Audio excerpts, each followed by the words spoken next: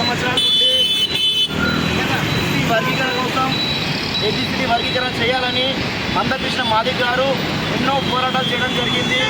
ఎన్నో ప్రభుత్వాలతోని గతంలో ప్రభుత్వాలతోని కాంగ్రెస్ కానీ తెలుగుదేశం కానీ మొన్నటిదాకా టీఆర్ఎస్ పార్టీ కానీ అన్నింటి మీద పోరాటం చేస్తూ వస్తూ మందకృష్ణ గారిని ఎంఆర్పిఎస్ యొక్క ఉద్యమాన్ని ప్రతి పార్టీ కూడా అణిచివేయాలని ఒక ఉద్దేశంతో అణిచివేస్తూ కాలయాపన చేస్తూ ముందుకు సాగదీశారు.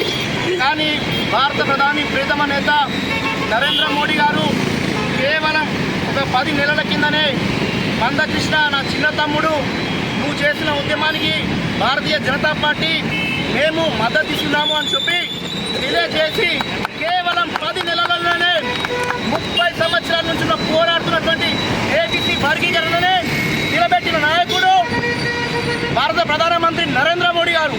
ఈరోజు